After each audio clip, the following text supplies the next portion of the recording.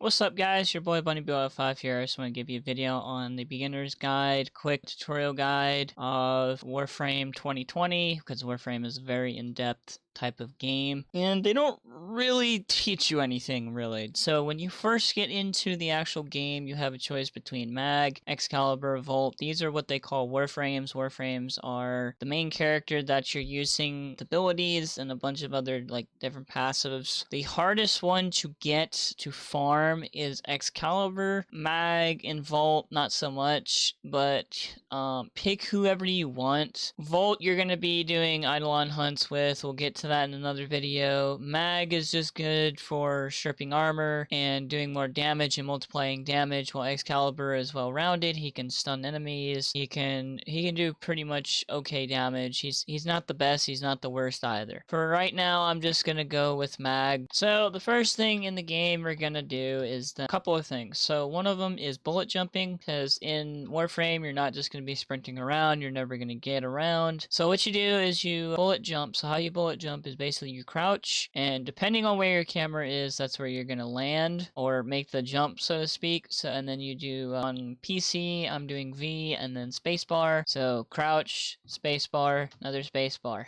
Also, you can go a little bit further than that. You can basically go crouch, spacebar, and then shift and make that little roll. So crouch, spacebar, spacebar again, and then shift, which is you'll get the hang of it in the game. But yeah, that's pretty much how you do that. You get a choice of two weapons in the game. You get the bow or you get the sakana. I think that's what it's called, sakana. They're just both melee weapons. It's up to you. Now in this 2020, it's E, but it's E to melee, and then to crouch you can just, I know it says control, can go take a little shortcut and you can actually do V, and like while you're moving you can just do V and then do that, so that way you can just slide.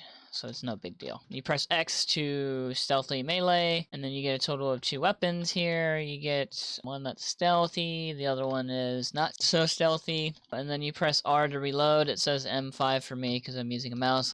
There's also a heavy attack. This is part of the Melee 2.0 way back. You hold it, you press down your scroll button for your mouse, and you get this charge up melee. Every melee has it. So yeah, basically it's very good. There's no longer channeling, I believe, but then yeah, so you just crouch under here, keep going. The other thing in the game is that you'll have these shiny looking highlighted parts that you see in the map. They randomly spawn around the map. Those are resources. This is based around farming, so that's how you farm resources, or one of the ways. And then this, if you see like a green thing on these lockers, that means it's open. If you have a pet or a companion that can open these, we'll get into that in another video about companions, but right now we're just focusing on the basics. They can actually unlock those. You also, to block, you can right click on your mouse. Same with the aiming button. That way you can reduce damage. Now for this one right here, you can wall dash. Wall dashing is basically you just hold down the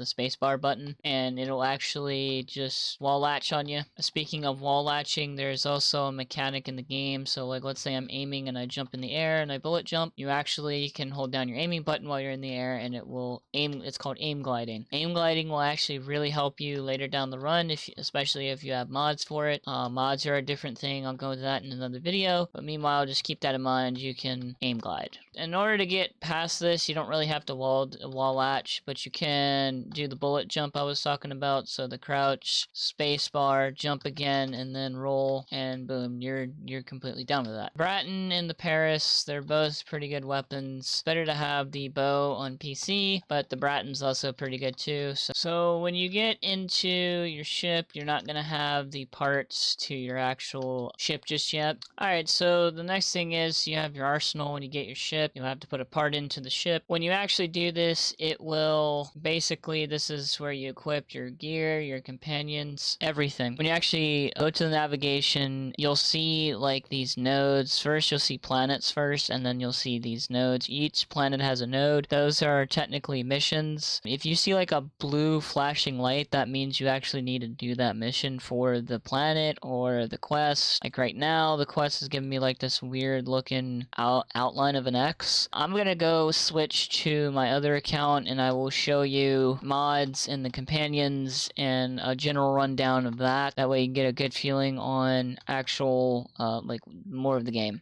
So when you get in your ship, you have on your arsenal, which basically you're able to equip your upgrades, your weapons, everything in this game that you want to modify. Everything, as far as mods go and everything. That's basically your arsenal. Your first one is your Warframes. These are all the Warframes. They don't show the primes. Primes are a little bit different. We'll get to that in a minute. And then you have your weapon, your primary, and then you have your secondary, your melee, and then if you do the quest, you get lenses, and then you always get the pairs on. That's another, all these are for another video. Next, you have your Foundry. Your Foundry is actually one of the most important things. It does take a lot of time to craft things, so like 8 hours here, 8 hours here. Basically, try to find the most efficient ways to actually get the parts for whether it be resources, a void relic, whatever the case may be. Look on Wikipedia, believe it or not. I know this is a tutorial guide, but Wikipedia is your best source, believe it or not. They also have it in sections. They have in progress, ready to build, Warframe, primary, secondary, melee. They have it all. The next thing is you have your mods. So your mods, basically, these are all my mods. It looks a little bit overwhelming a little bit, but it's not as overwhelming once you get used to it. So when you click on a mod, you can fuse it, sell it, dissolve it, or you can transmutate it. So fusion, basically what this does, as you go up in the ranking, this is how you upgrade them. The more you upgrade, the more it takes of a mod slot or points, and then it costs endo and credits. Endo and credits, they're completely separate. We'll get more of that in a minute, but basically endo you get from missions and weekly alerts. Then you have sell, that's self-explanatory. Dissolve, that's self-explanatory. Then you have transmutate. Transmutate, basically, it's not the best thing to do, but you can do, is that it'll combine 4 different mods or the same mod and have a chance of a rare mod, and it'll fuse it into a different mod. I've gotten some uses out of this. Not very efficient, really. It's not something I would do, to be honest with you, but if you want to do it, go for it. Now, this is your incubator here. This is where you breed, you know, your Kubros, your Kabats, basically your pets in this section. And then you have over here, you had your void relics. Relics are for prime parts, so everything in the game has primes except Forma and Aurora Formas. They do not have that. These are, they have what they call a vault, so every quarter we have certain prime like Warframes and weapons and melees that are available limited time. Don't worry, you get it for a while, so it's, you know, if you haven't played Warframe in a while, don't stress. You can always get the relics, and when you get the actual relics in the game, you get to keep those, and even though they're vaulted, that's what they call it, the vaulted, so when they act, you're like, hey, you know, on July 31st, we're gonna have Mag Prime vaulted or whatever. It's just an example. It will, that means, and